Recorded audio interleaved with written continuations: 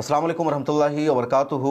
Supreme court of India ने वक्फ amendment act पर interim फैसला सुनाते हुए पिटीशन फाइल करने वालों को यह मशवरा भी दिया था, ये सुझाव दिया था कि तमाम पिटीशन पर सुनवाई नहीं हो सकती, बल्कि इनमें से सिर्फ 5 पिटीशन पर ही सुनवाई होगी, 5 को ही मेंशन किया जाएगा, बकिया पिटिशनर को मेंशन नहीं किया जाएगा। वो लोग किसी न किसी पिटिशनर के साथ शामिल हो जाए, सिर्फ 5 पर सुनवाई होगी, बकिया को शामिल नहीं किया जाएगा। ये सुप्रीम कोर्ट ऑफ इंडिया ने प्रपोजल दिया था, बाद में सब लोगों ने मिल करके फैसला कर लिया है कि किन 5 पिटीशन पर सुनवाई होगी, बकिया जो पिटिशनर है किसी न किसी के साथ मिल जाएंगे, क्योंकि सुप्रीम कोर्ट ऑफ इंडिया में वक्फ अमेंडमेंट एक्ट के खिलाफ 73 पिटीशन दायर की गई है। कुछ पिटीशन आजकल में भी दायर की जा रही है और ये जो तादाद है लगातार बढ़ती जा रही है। अब सुप्रीम कोर्ट ऑफ इंडिया ने कह दिया कि 5 पिटीशन पर सुनवाई होगी और फाइनल भी हो गया है कि कौन सी 5 पिटीशन उसमें है।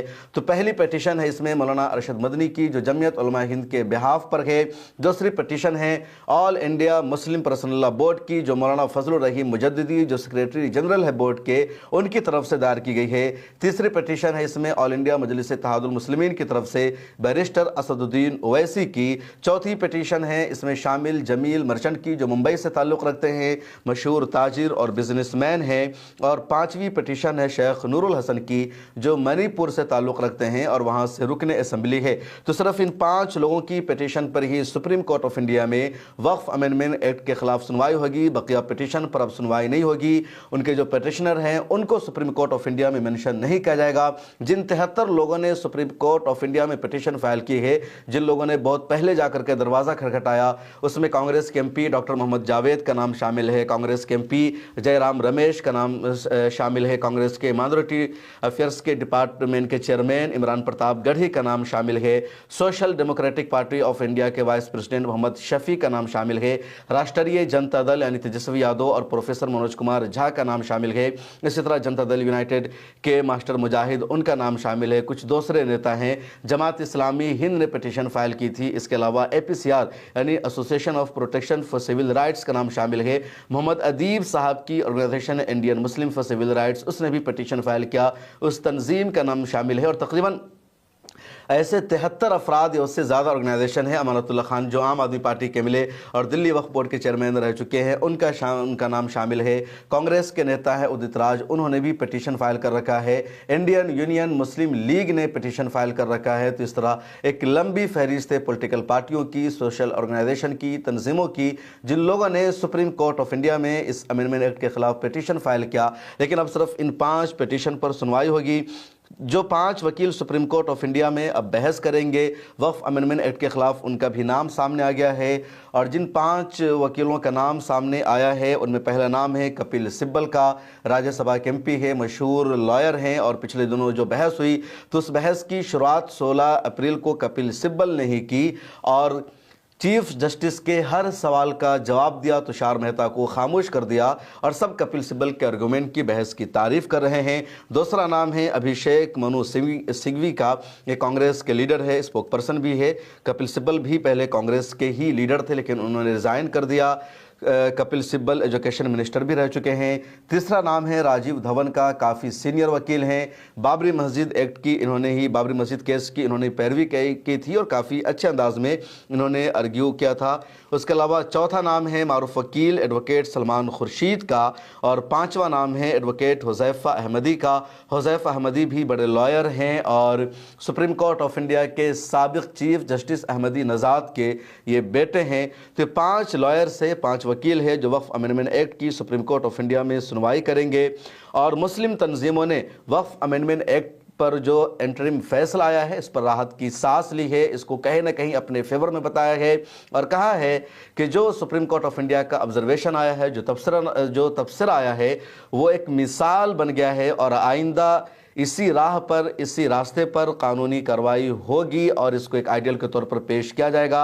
All India Muslim personal law board ने स्टेटमेंट जारी करके सुप्रीम कोर्ट ऑफ इंडिया के इस फैसले का खैर मकदम भी किया है। इसके अलावा all India Muslim personal law board ने कहा कि जो हमारा एहतजाज का रोड मैप है, जो हमने प्रोटेस्ट का ऐलान किया था, वो भी हमारा जारी रहेगा। जो बोर्ड के सदर की तरफ से स्टेटमेंट आया है वो मैं कुछ आपको पढ़कर सुनाना चाहता हूँ। आज सुप्रीम कोर्ट के अबूरी फैसला पर all India Muslim personal board ने कदर इत्मीनान का इजहार किया। बोर्ड के सदर मौलाना खालिद सैफुल्लाह रहमानी ने अपने बयान में कहा कि गो कि हुकूमत के जरिए लाई गई तमाम ही तरमीमात मुतनाज़ा और काबिल एतराज़ हैं, जो कि वक्फ अमलाक को हड़पने के मकसद से लाई गई है। ताहम अपने अबूरी फैसला में अदालत उज़्मा ने वक्फ अमलाक में किसी भी किस्म की छेड़छाड़ पर रोक लगा दी है, चाहे वो वक्ती तौर पर रजिस्टर्ड हो या चाहे वो अराजी रजिस्टर्ड हो या गैर रजिस्टर्ड हो, नोटिफाइड हो या बतौर इस्तेमाल वक्फ हो। अगर ये रोक लगती है तो इस बात का अंदेशा था कि फ़ैसला आने से पहले वक्फ बा यूज़र के साथ गलत हो, दराजी हो। तो सुप्रीम कोर्ट ऑफ इंडिया के फैसले को मुकम्मल तौर पर अपने हक़ में भी बोर्ड ने नहीं करार दिया, बल्कि एक राहत की सांस ली और कहा कि हम इसका शुक्रिया अदा करते हैं, लेकिन जो लड़ाई है वो भी जारी रहेगी। आगे बोर्ड के सदर का कहना है कि नबूरी फैसलों का हम खैर मकदम करते हुए उम्मीद जाहिर करते हैं कि सुप्रीम कोर्ट उन तमाम मुतनाज़ा और शरअंगेज़ तरमीमात को वफ़ कानून से निकाल कर पिछले कानून को बहाल करेगी। बोर्ड के सदर ने कहा कि बोर्ड की तरफ से ऐलान करदा तहरीक हस्बे पुराम उस वक्त तक जारी रहेगी जब तक तमाम ही मुतनाज़ा यानी कंट्रोवर्सी जो अमेंडमेंट है वापस नहीं लिए जाएंगे। सदर बोर्ड ने मिल्लत की तंजीमों, तमाम इंसाफ पसंद लोगों और आमतुल मुस्लिमीन से अपील की है कि पूरे अज़्म के साथ इन जलसों को, तहरीकों को कामयाब बनाए। तो बोर्ड का वाज़ेह मैसेज है कि जो बोर्ड ने प्रोटेस्ट करने का ऐलान किया था, जो रोड मैप तय किया है, जो कारवां शुरू होगा जुलाई तक वो जारी रहेगा। जुलाई में रामलीला मैदान में बड़ा प्रोग्राम होगा, ये बोर्ड का ऐलान है।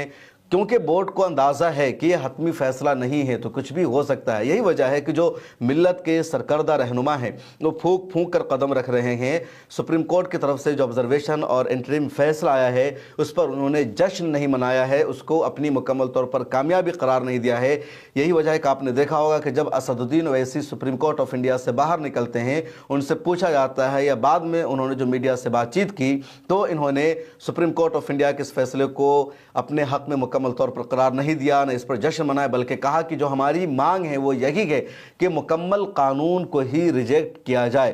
तो एक तरह से वो वेट एंड वॉच की पॉलिसी पर अभी अमल कर रहे हैं कि देखना है आगे क्या क्या होता है। बोर्ड ने भी इसी तरह के स्टेटमेंट जाहिर किया है। अलबत्ता जमीयत उलमा हिंद ने मुकम्मल एतमाद के साथ कहा कि हमारे हक़ में है, हमारी जीत होगी। हमने पहले ही कहा था कि सुप्रीम कोर्ट पर हमें भरोसा है। अब देखना यह है कि आगे क्या होगा। 14 मई को मौजूदा chief justice of India retire हो जाएंगे, उसके बाद नए आएंगे, वो चीफ जस्टिस बनेंगे। कल मैंने देश के साथ में लॉयर से बातचीत की डिबेट में तो उन लोगों का यही कहना था कि 7 दिनों का वक्त सरकार को जवाब दाखिल करने के लिए कहा गया है। उसके अलावा 5 दिनों का जो वक्त है पिटिशनर को दिया गया है कि वो जो कुछ उधर से जवाब आता है उसका अगर काउंटर करना है तो उसका ये जवाब दे दें। तो मुमकिन यही है कि रिटायरमेंट से पहले chief justice of India Sanjeev Khanna एक कॉन्स्टिट्यूशनल बेंच बना सकते हैं या एक बेंच की तश्कील दे सकते हैं जिसके हवाले इस मैटर को कर देंगे। 5 मई को सुनवाई में वो डायरेक्शन तय करेंगे कि आगे किस नहज पर बहस होगी, क्या तरीक़ेकार होगा। इस कानून पर हतमी फैसला चीफ जस्टिस संजीव खन्ना दे करके जाएं, इसके इम्कानात कम ही लग रहे हैं। अब देखिए आगे क्या होता है, वक्त ही बताएगा। मुझे दीजिए इजाज़त, फिर मुलाकात होगी। सोशल मीडिया के सभी प्लेटफॉर्म पर मिल्लत टाइम्स को फॉलो कर लीजिए। नीचे एक लिंक है, उस पर जाकर के हमारी सब्सक्रिप्शन भी ले लीजिए।